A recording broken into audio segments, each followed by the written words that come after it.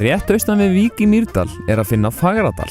Þar búa þau Jónas Erlendsson og Ragnhildur Jónsdóttir og stunda saman búskap. Að þessu sinni ætlum við að heimsækja þau og fá að kynnast þeim örlítið betur.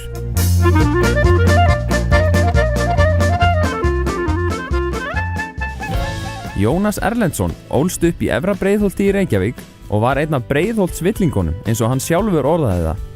Jónas var mikið í sveit í Fagradal á sínum yngri árum þar sem afi hans var með búskap. Það lá því alltaf beint við að Jónas yrði bóndi. Maður svona hugsaði alltaf út í það því maður var alltaf hérna á sumrin sem krakki og þekkti þetta náttúrulega mjög vel. En svo tók ég alltaf prófin á vorin fyrr til að komast í sauðburð og það gekk alltaf upp sko, ég fekk að taka all próf alltaf fyrr. Jónas tók við búskapnum af afa sínum þegar hann var 18 ára gamall og fluttist þá í Fagradal.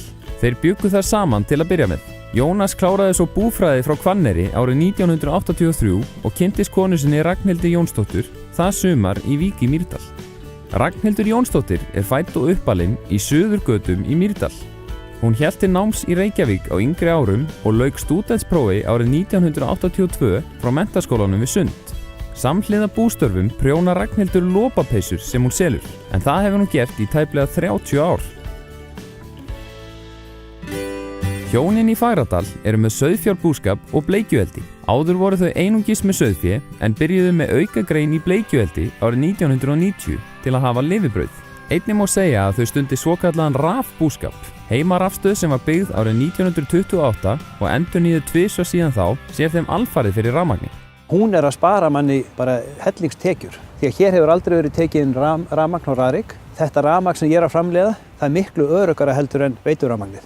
Hér sko vatnið, það tekið leið og kemur út í jörðinni og fyrsta sem það kemur út undir bert loft bara út úr rafstöðinni. Þegar það kemur í gegnum túrbínuna, þá loftast það svo vel og miklu meira súrefni í vatninu fyrir fiskinn og öllum líður betur í miklu súrefni.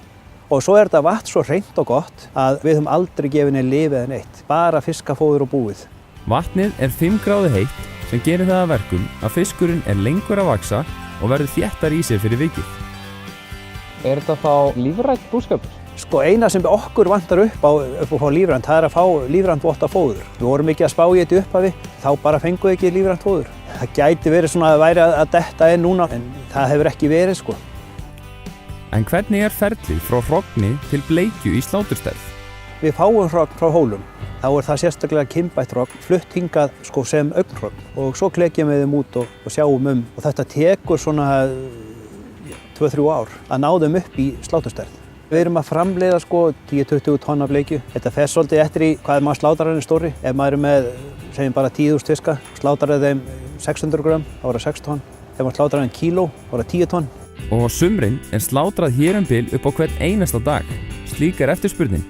Við vorum hérna í upphafi að selja sko reyktan fisk í búðir í bænum, Bónus, Hagkaup, Nóatún og hérna á Suðurlandi. En svo var þetta bara orðið svo mikið og ferðaþjónusta hér í kringum okkur orðið svo mikil að við hættum bara að selja í búðir og seljum bara hérna nánast á umhverfi, eiginlega frá, má segja, skógum og hérna á Höfðabrekku. Þannig að þið seljið allan ykkar fisk sjálf? Já, allan. Við getum selt hann hér til tvisvar. Hvern fisk, ef við ættum bara til. Lélegustu mánuðirnir í sölu á bleikju til túrista eru apríl-maí. Leið og norðurljósaferðina detta niður, þá dettur niður túristi. Það náttúrulega hittir vel á að þá akkurat að byrja sauðburður, svo okkur leiðist það ekkert. Við spurðum Jónas hvort að hann þekkti alla fiskana með nafni og hann stóð svo sannarlega ekki á svari. Já, þeir heita allir saman nafni, bleikja. Þau Jónas og Ragnhildur með 300 kindur sem allar hafa nafn og líkt á Jónas sem segist þekkja allar bleikjurnar með nafni getur Ragnhildur nafngreint hverja einustu kind. Hvað heitir þessi fremsta hana? Þetta Griffla. Griffla. Og svo Gibba og Mær. Man alltaf skrítið að hérna og þekkir það allar en mér finnst það vera allar alveg eins. Já, það satt ansi mikill munur á þeim ef þú horfir vel á það. Já, það ekki. Það má með sanni segja að fjárhúsið í Fagradal sé svokallað 21. aldar fjárhús með góðri nútíma aðstöðu. Fyrir hérna 2 ára þá tókum við ljósleiðara og við létum setja ljósleiðara líka í fjárhúsið. Og núna erum við myndavélar í fjárhúsunum og þetta rosalegu munur sko, geta alltaf farið bara inn á myndavélarnar og skoða hvort það sé ekki allt í lagi. Nýtist það ekki vel sauðburð? Jú, það gerir það sauðburð og bara svona á kvöldin. þá sér maður hvort þetta sé í lagi eða ekki. Er þá alltaf ljós í fjárhúsinu? Sko ég er með sko LED-ljós með myndavélinni sem lýsir með henni. Einnig eru þau búin að auðvelda sér gjafirnar töluvert. Við opnum hurðina þarna framan, keyrum inn rúllu á stóru dráttarvélinni og skerum af henni plastið og ýtum henni svo hérna með sérfærnum eða litlu leiðlétningnum alveg hingað inn úr og svo fara bara 3 á garða. Þau hjónin skipta verkum þannig að Jónas sér meira bleikjuna á meðan Ragnhildur sér sauðféð. Þess má geta að hún sér alfarið að klippa kindurnar sjálf. Ég lærði að klippa á Hvanneyri, það Guðmundur Hallgrímssyni, og svo kenndi ég henni að klippa og síðan ekki fengið að klippa. Og ég er alveg sáttur við það. Þannig að þið eru mjög sjálfbær, sjáu bara þetta allt sjálf. Já, enda menn verða eiginlega að gera það eins og með sauðfé sko, að vera að kaupa vinnu á svona hinn og þessu, þá er svo mikið farið af tekjunum. Þess vegna verða menn að reyna að vera eins mikið sjálfbærir og geta. Við erum með hérna skoðum 300 kindur og fiskeldi og vinnsluna og við erum bara 2 í þessu, ég og konan. Þess vegna erum við ekkert að blása okkur á mikið. Eru meiri tekjur sem að koma af fiskinum heldur en af ánum? Já, það er tölvöld mikið meira af fiskinu sko. Og samt sko, þetta er svona einhvern veginn allt öðruvísi umhverfi í hérna kindunum eða rollunum. Þar sko eru að framleiða lambakjöt og svo bara sendum við sláturhús og þá erum við bara laus. En í fiskinum þá sko erum við að gera þetta alla leið. Við erum að ala hann upp og slátra, selja og ef við stöndum okkur ekki, þá fáum við bara spark í raskatið. Já, það má með sanni segja að í Fagradal sé stundaður sjálfbær búskapur. Fagradalur er 1000 hektara jörð sem samastendur af túnum, sandi og heiðalandi. Túnin eru rúmi 40 hektarar, en við notum þau ekki all. Ég hef alltaf keypt binding og hegi, en ég keypti núna rúllusamstæðu fyrir sumarið sko. Gerðum þetta bara alveg frá aðtölu núna. Við framleiðum bara fyrir okkur og framleiðum alltaf nóg og það er alltaf betra að eiga meira en minna hei. Þetta er eins og gamall bóndi sagði hérna sko, þetta er ekkert of mikið ef kalla kemur. Já, ætli sá gamli hafi ekki nokkuð til síns máls. Jónas og Ragnhildur hafa í samstarfi við Matís gert tilraunir á því að loftþurrka kjöt. Við vorum hérna, svo var Húsavík á Ströndum og svo einhverjir aðilar við Mývatn sem vorum í þessum hóp. Og við fórum í dæmi að loftþurrka ærlæri með sérstakri aðferð sem þeir voru með, sem við fengum uppskrift að bara.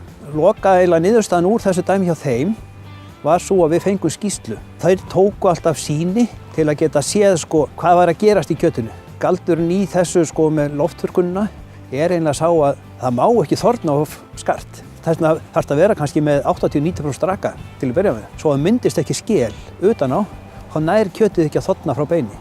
Getur úlnað bara. Svo fórum við að útbúa okkar eigið með þessari aðferð, sömu aðferð, en þá fórum við svona í að reyna svona parma ærlæri. Það hefur bara komið mjög vel út. Þetta var bara einlega svona, má segja, svona hobby til að byrja með.